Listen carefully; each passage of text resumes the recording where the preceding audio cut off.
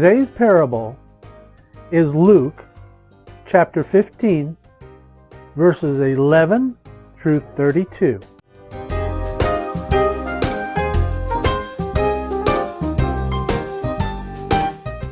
A certain man had 2 sons. The younger of them said to his father, "Father, give me the portion of goods that falleth to me." And he divided unto them his living. And not many days after, the younger son gathered all together, and took his journey into a far country, and there wasted his substance with riotous living. And when he had spent it all, there arose a mighty famine in the land, and he began to be in want. And he went and joined himself to a citizen of that country, and he sent him into his field to feed swine. And he would fain have filled his belly with the husks that the swines did eat, and no man gave unto him. And when he came to himself, he said, "How many hired servants of my father's have bread enough and to spare, and I perish with hunger. I will arise and go to my father, and I will say unto him, Father, I have sinned against heaven and before thee, and am no more worthy to be called thy son. Make me as one of thy hired servants." And he arose and came to his father. But when he was yet a great way off, his father saw him, and had compassion, and ran and fell on his neck, and kissed him. And the son said unto him, "Father, I have sinned against heaven and in thy sight, and am not more worthy to be called thy son."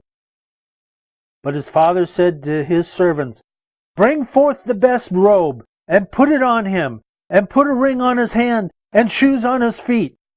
And bring hither the fatted calf, and kill it, and let us eat, and be merry.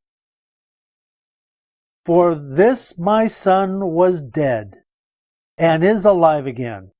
He was lost, and is found." And they began to be merry. Now his elder son was in the field, and as he came and drew nigh to the house, he heard music and dancing. He called one of the servants and asked what these things meant. And he said unto him, "Thy brother is come, and thy father has killed the fatted calf, because he hath received him safe and sound." And he was angry, and would not go in. Therefore his father came out, and entreated him. And he answered, said to his father, "Lo, these many years do I serve thee, neither do I transgress at any time thy commandment. And yet thou never givest me a kid, that I may make merry with my friends. But as soon as thy son has come, which hath devoured thy living with harlots, thou hast killed for him the fatted calf." And he said to him, "Son, thou art ever with me, and all that I have is thine. It was meet that we should make merry and be glad, for this thy brother was dead, and is alive again, and was lost, and is found."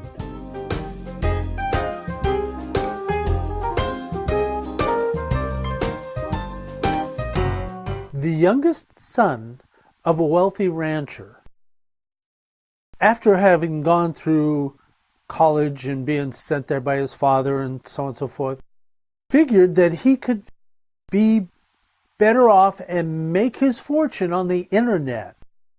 So he went up to his dad and asked for his portion of the inheritance.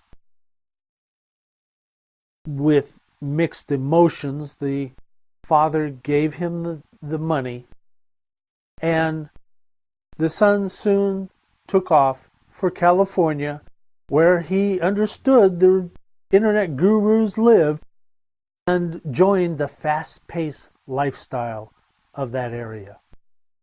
2 years later, he found himself working in a low-grade restaurant doing dishes because he had spent all of his funds and money, and there was nobody who would even consider taking care of him or helping him out because he had no money. So as he was scraping food into the garbage, his stomach really roared for hunger. And it dawned on him then that even his father's ranch hands had plenty of food and housing for them, and more. So he decided that he would go home. And he would tell his father that he was no longer worthy of being called his son because he had shamed him in the sight of God and the rest of the world and the community. So he quit his job and he hitchhiked home. When he got home, as he was walking up the long driveway to the house, his father happened to see him coming and sprung up, ran to him, and as soon as he got to him, he hugged him on the neck and really got to it, and he was crying because he was so emotionally happy. The son finally was able to break free and stood there and says, "Dad, I've shamed you in front of the community and God and everybody, and I'm sorry. Would you please?" And before he could say any more, the dad was bouncing up and yelling towards the house, Jake! Get some clothes! Put them on, my boy! Get some rings, some bling, and put it on him, and get my best boots and put it on his feet. Kill the calf! We're going to have a barbecue! My son, he is home. He is alive. He is safe. Later on, the eldest son comes driving in off of the range, and he drives up to the house in the evening, and he sees partying going on. There are trucks around, and familiar trucks he knows, and he drives up and he goes over and he asks one of the hired hands what's going on. The hired hand told him that they were having a party because his brother had come home safe and sound, and the father was so overjoyed. This angered the elder brother, and he refused to go in. The father found out and went out to find out what was wrong. He found the elder son sitting in his truck, fuming away. "Son, why aren't you coming in and partying with us? Your younger brother is home."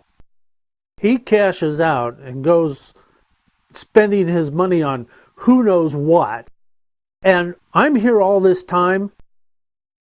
He comes back. You give him a party, and you don't even give me a birthday party since he's left, so that I can enjoy it. And you want me to come in there and join this party for him? "Oh, is that it?" said the father. "I guess you really don't understand what has happened." "What are you talking about? What has happened?"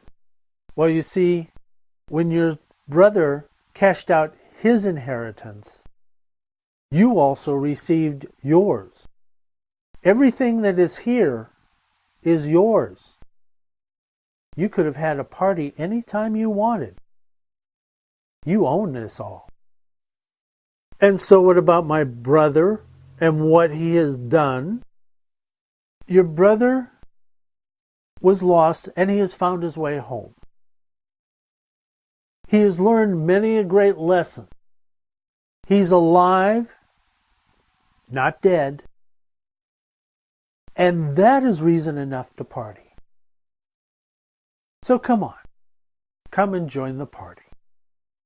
And thus it was so.